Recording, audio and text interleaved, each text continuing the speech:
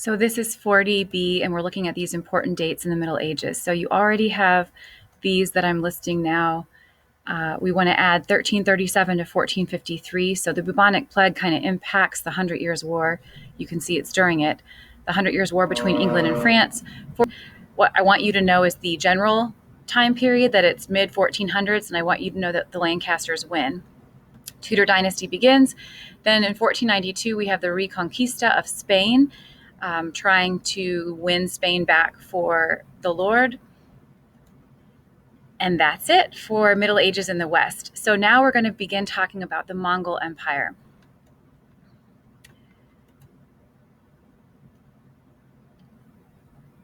Now, the Mongol Empire, at their height, they controlled 22% of the Earth's land surface. You can see they went far into Eastern Europe, also into southern Russia,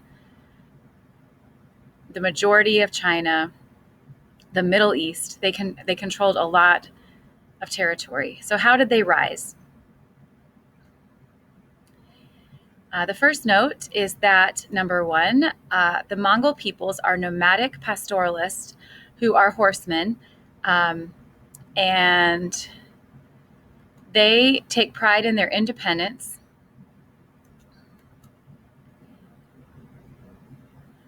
They come from the central grasslands of Asia, and here's a quote or a boast that they would share, which is, "We have no kings, and we want none. Among us, every man is king." You perhaps have heard of Genghis Khan, which that name means world emperor. So you can see his goal by his name. He united the Mongol clans, and he created a disciplined army. Here's a quote from Genghis Khan.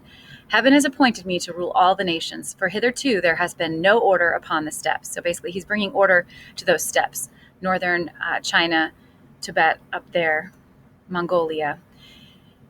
In the early 1200s AD, under Genghis Khan, the Mongols conquered most of Asia. Note number 4 is that Mongol armies were not large, but they were expert horsemen. They invented stirrups where they could stand to fire arrows, and some of them were skilled in riding on their horses backwards, so they could shoot their arrows while they were retreating.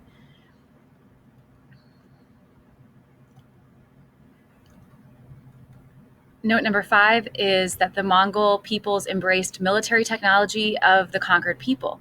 So they learned the best of wherever they traveled. That made them even better. They were always getting better. They did not settle. So they got gunpowder from China, and they adapted catapults from Turkey. So they were a good example of how to learn from your surroundings, and that any you can learn every day when you pay attention.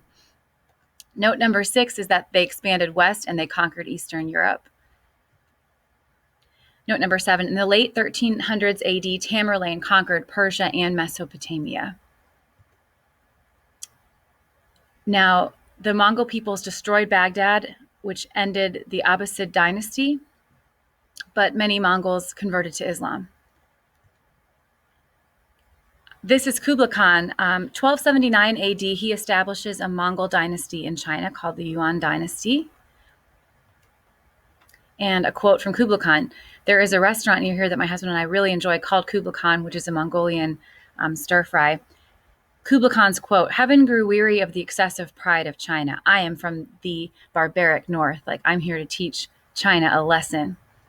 He's proud of where he's from. Note number 10, under the Yuan dynasty, the Mongols conquered all of China, Korea, and Southeast Asia. Note 11, 1271 AD, Kublai Khan launched a naval invasion of Japan, but his invading forces were pushed back by a monsoon. So those strong floods pushed him back. Back to Tamerlane, we looked at him earlier. What did he do? He conquered India, and he established the Mughal dynasty, which you may have heard of in India. And he was the one who, under his authority, introduced Islam to India. Expansion of the Mongol Empire. If you look at this slide, it's pretty cool. It shows how they took land over time.